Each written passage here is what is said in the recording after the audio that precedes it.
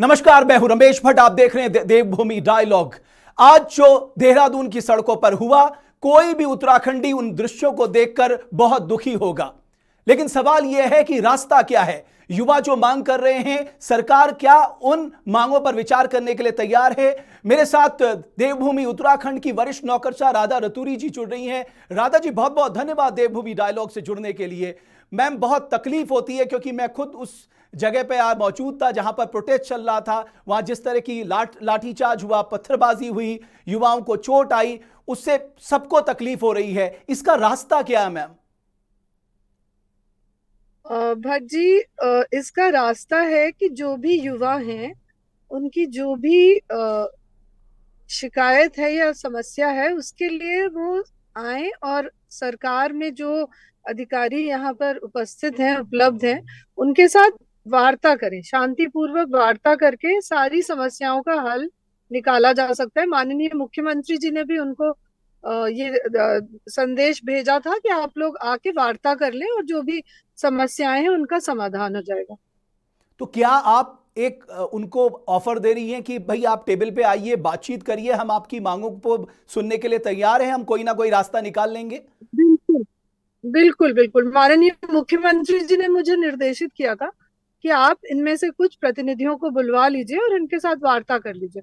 और यही संदेश मैंने जिलाधिकारी देहरादून सोनिका जी को भी बताया था कि आप कुछ युवाओं को अपने साथ लेके आ जाइए सचिवालय में, हम लोग वार्ता कर लेंगे। लेकिन दुर्भाग्यवश वो हो नहीं पाया। लेकिन कल भी हम लोगों की वार्ता हो सकती है। ये वार्ता के दरवाजे हमेशा खुले हैं। सरकार निरंतर संवाद और वार्ता में विश्वास करती है। बट मैम, जो उनका शांतिपूर्वक सत्याग्रह चल रहा था, क्या जरूरत थी रात में जाकर उन्हें उठाने की? वो वहां पर जो बच्चियां थी, उनका ये कहना है कि साहब हमको भी उठाया गया जबरदस्ती, वहां पर महिला पुलिस भी मौजूद नहीं थी।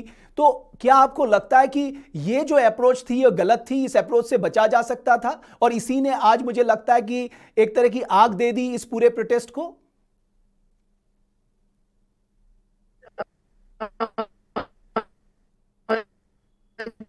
जो विषय आप बता रहे हैं आज का, कि इसमें अगर किसी ने भी गलत कार्रवाई की है तो उनके खिलाफ कार्रवाई होगी।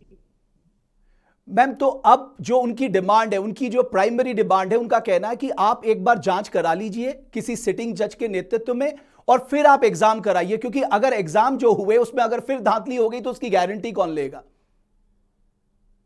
और भट्ट जी, जो भी युवाओं की डिमांड्स हैं उसके लिए सरकार में जो अधिकारी हैं, माननीय मुख्यमंत्री जी हैं, जनप्रतिनिधिगण हैं, सभी लोग वार्ता के लिए तैयार हैं।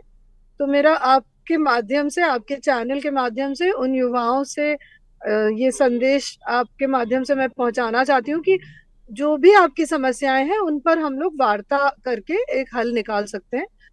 आप लोग वार्ता के लिए आगे आए और आंदोलन का रास्ता छोड़ दें, क्योंकि आंदोलन से किसी का कोई भला नहीं होता है, पूरे प्रदेश का नुकसान ही होता है अगर आंदोलन होता है। लेकिन मैम, जब एक 21 साल के लड़के को मैं देखता हूं, उसका सर फट जाता है, तो मुझे बहुत तकलीफ होती है एक उत्तराखंडी होने के नाते कि जिसके हाथ में कलम होनी चाहिए, जो एग्जामिनेशन सेंटर में होना चाहिए, जिसको ईमानदारी का फल मिलना चाहिए, वो सड़कों पे लाठी खा रहा है मैम। भट्ट जी, पुनः मैं यही अनुरोध करूंगी कि जो जिन बच्चों की आप बात कर रहे हैं वो हमारे भी बच्चे हैं, पूरे प्रदेश के बच्चे हैं। हम लोग भी बहुत दुखी होते हैं यदि किसी बच्चे को कोई तकलीफ होती है। और इसीलिए बार बार यही दोहराया जा रहा है कि आप उनसे अपील करिए कि वो लोग वार्ता के लिए आ जाएं और आंदोलन का रास्ता छोड़ दें। चलिए, बहुत धन्यवाद राधा रतूरी जी, आपका बहुत बहुत धन्यवाद देवभूमि डायलॉग से हम्म। जुड़ने के लिए। तो राधा रतूरी जो वरिष्ठ नौकरशाह, उनका कहना है कि वो आमंत्रित करती हैं उन सारे लोगों को, उन प्रतिनिधियों को जो बातचीत करना चाहते हैं, और सरकार हर मुद्दे पे बातचीत करने के लिए तैयार है। क्योंकि जिस तरह की तस्वीरें आज देहरादून के सड़कों में देखने को मिली, यकीन मानिए वो बहुत दर्दनाक थी। आप सोचिए कि 21 साल का लड़का, जब आप उसका सर फटा हुआ देखते हैं तो तकलीफ होती है। तकलीफ तब भी होती है जब इतने बड़े बड़े पत्थर बरसते हैं। आखिर ये पत्थर बरसाने वाले कौन थे? लेकिन उसके बाद जो लाठीचार्ज हुआ वो और दर्दनाक था। जाहिर है हम सबको इस पे एक रास्ता निकालना होगा।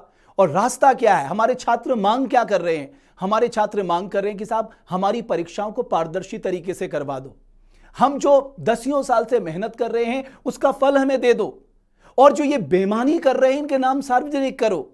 उनका सिर्फ यह कहना है कि आप एक ईमानदार जांच एक टाइम बाउंड तरीके से करा लीजिए और साथ ही साथ एक मजबूत कानून भी ले आइए। लेकिन अब मान लीजिए कल आप एक एग्जाम करा लें, उस एग्जाम में फिर धांधली हो गई, तब क्या होगा? तब उसकी जिम्मेदारी और जवाबदेही किसकी होगी? क्योंकि यूकेपीएससी में जिस तरह के एक के बाद एक मामले सामने आने लगे, लोगों का अविश्वास बढ़ता चला गया। जाहिर है डायलॉग से ही हर मुश्किल का समाधान निकलता है, लेकिन डायलॉग के लिए सरकार को आगे बढ़कर उन युवाओं के साथ डायलॉग करना होगा। ये जो लाठीचार्ज है, ये जो पत्थरबाजी है, ये सड़कों में जो पुलिसिया बर्ताव आज देखने को मिला, ये बहुत ही दुखदाई है और एक बहुत कष्ट देने वाली स्थिति है। जाहिर है मुझे लगता है कि सरकार उन युवाओं से बातचीत करके उनकी जो मांगे हैं उनको जरूर मानेगी, ताकि ईमानदारी से परीक्षा कराई जाए और ईमानदार लोगों को उनके फल के, उनकी मेहनत के अनुरूप उन्हें नौकरी मिल पाए। बहुत बहुत धन्यवाद आपका।